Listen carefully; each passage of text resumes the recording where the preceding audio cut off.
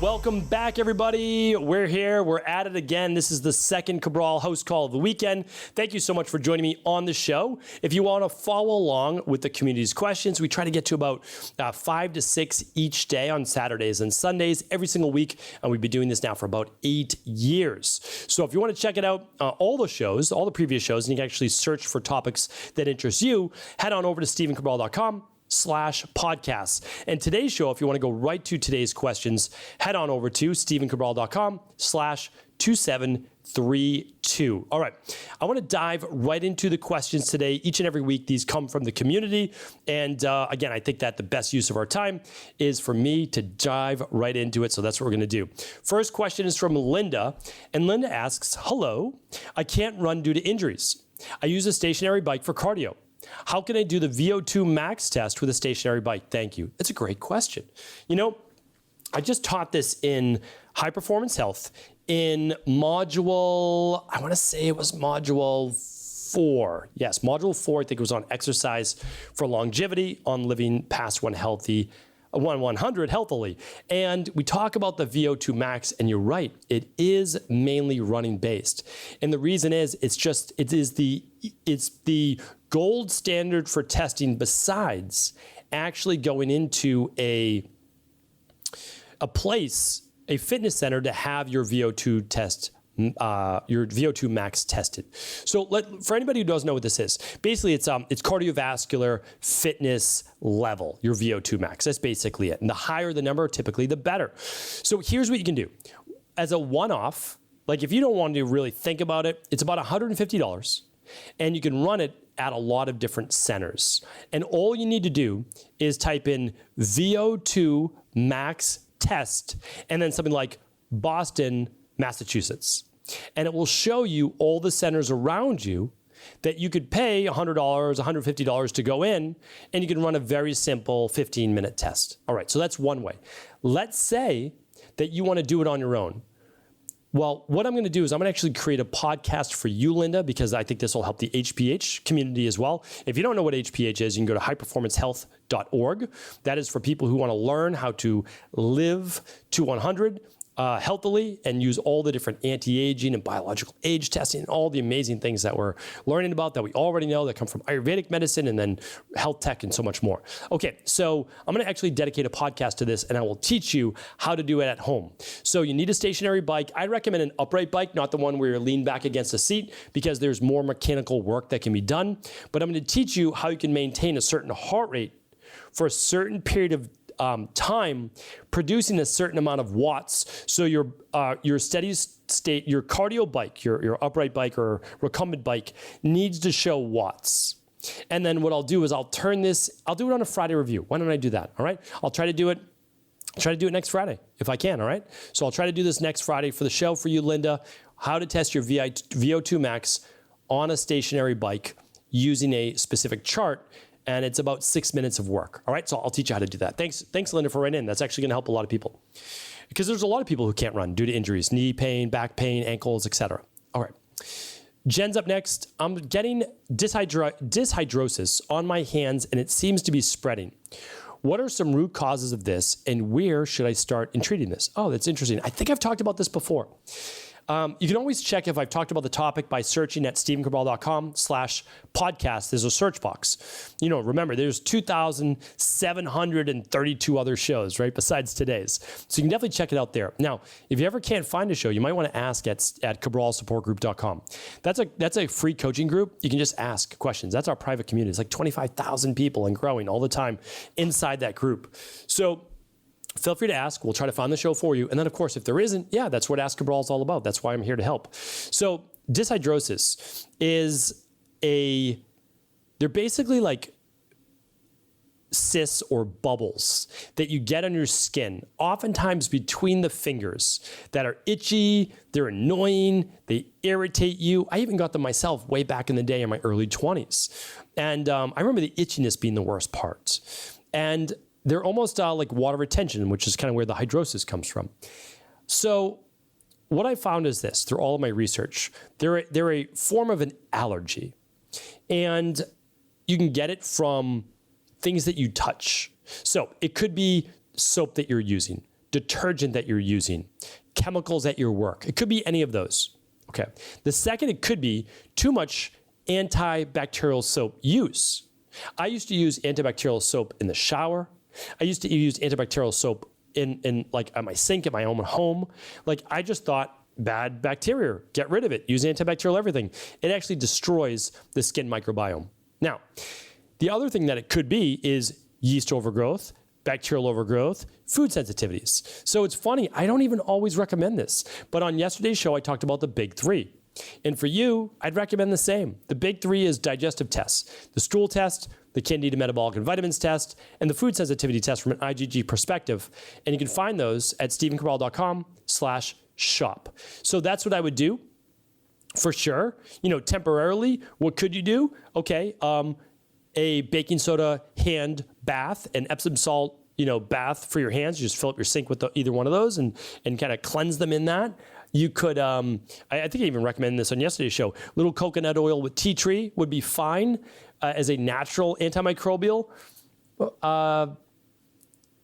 And then, of course, look at your food sensitivities, look at chemical sensitivities, those types of things as well. All right? Hopefully that's helpful, at least to get started. Again, I have to give you my disclaimer. I can't provide you with any medical diagnosis, medical treatment plans, medical cures, or medical advice in any way.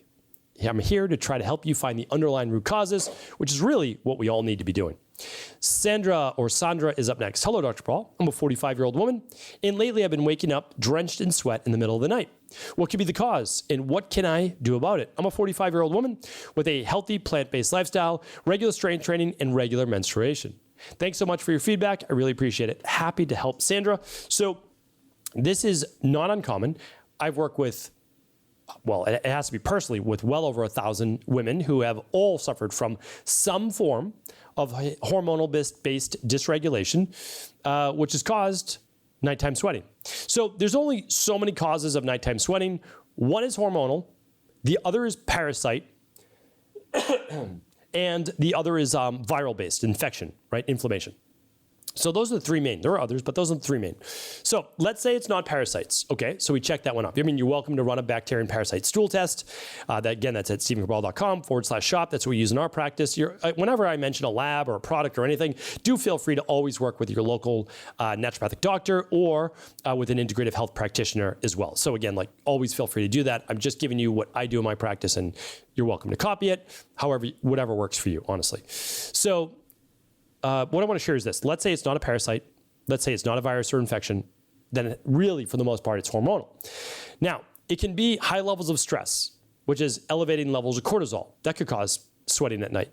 It could be a drop in blood sugar, hypoglycemia, which is then dysregulating cortisol again, right? To spike blood sugar levels. That's just how it works, right? To get your blood sugar up.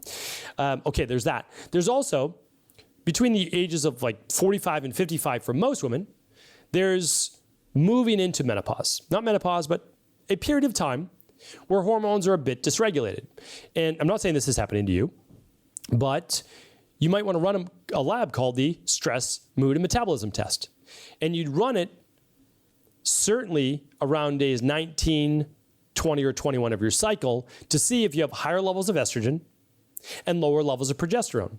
Because if you do, that's the most likely cause of night sweats that we see in our practice. So then what we do is we help to balance estrogen and progesterone in order to find that right ratio. Naturally, we do it without hormone replacement therapy.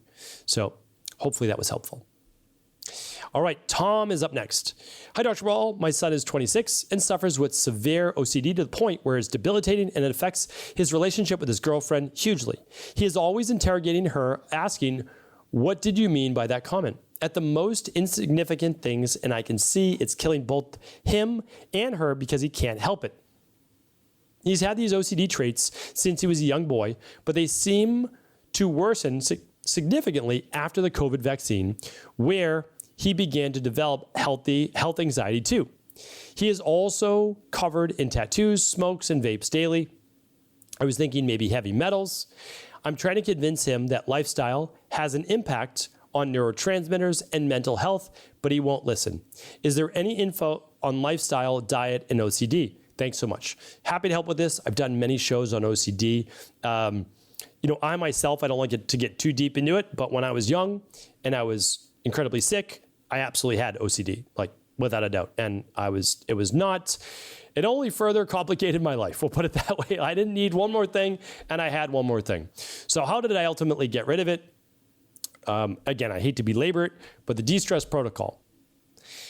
But I used the de-stress protocol to fix what was wrong with me, which was candida overgrowth and bacterial overgrowth and H. pylori in my gut, leaky gut, high levels of mercury in my body, combined with a type A perfectionist go mindset, pitta mindset, essentially in Ayurveda.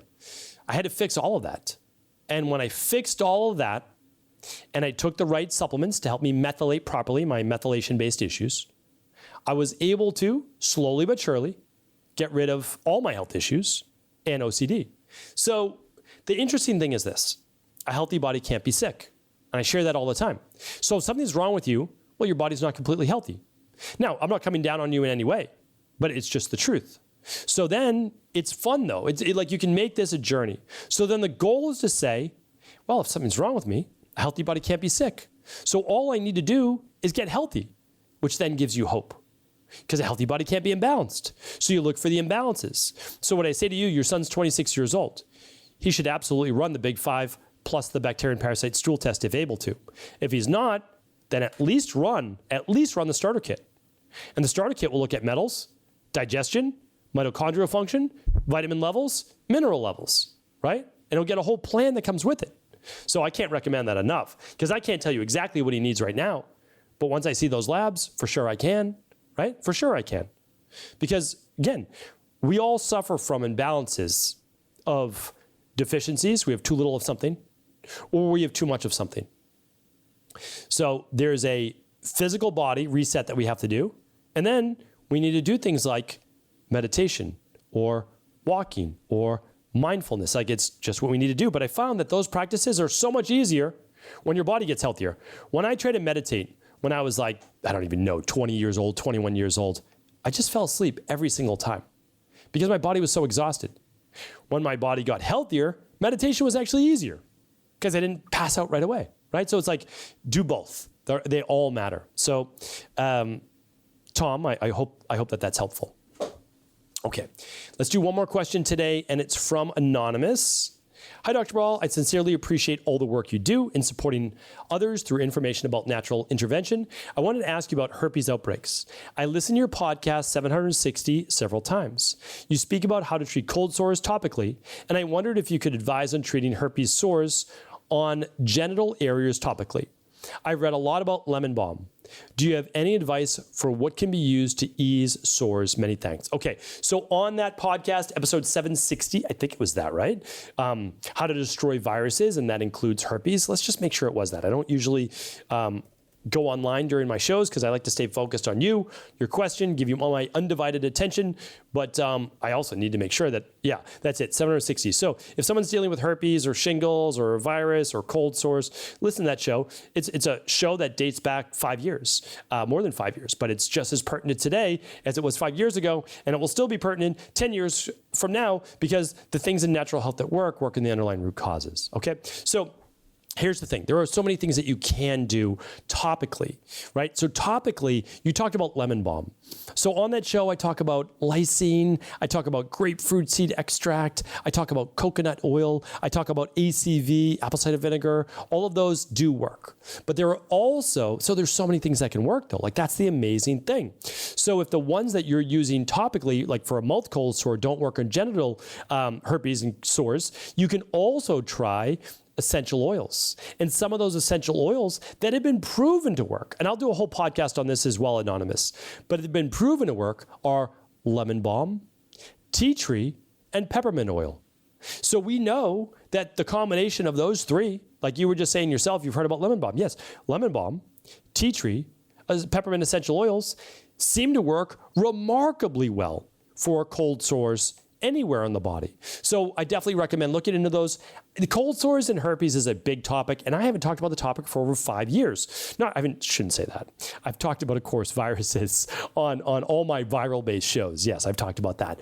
But why don't I talk about cold sores specifically and dedicate a show to it, because I know how many people are suffering from herpes outbreaks, all right? So thank you, Anonymous, for bringing this up. I appreciate all of you in the community. You're amazing. I thank you. The show wouldn't be here 8+ years later if it wasn't for you tuning in, rating the show, reviewing the show, and subscribing to the show. So if you don't mind doing that right now, I very much thank you. That is what I very much look forward to, seeing how maybe in some small way it's helped you and others as well. All right, take care, everybody. I'll be back tomorrow on our Motivation and Mindset Monday. Thanks so much for tuning into today's show. Before you go, don't forget to hit that subscribe button. I want to make sure that you're getting our daily content, not missing out on anything functional medicine, wellness, weight gain, weight loss, anti-aging, living longer, stronger, and all of the most cutting-edge research. And if there's any topics you want to hear, feel free to leave them in the comments below. Take care.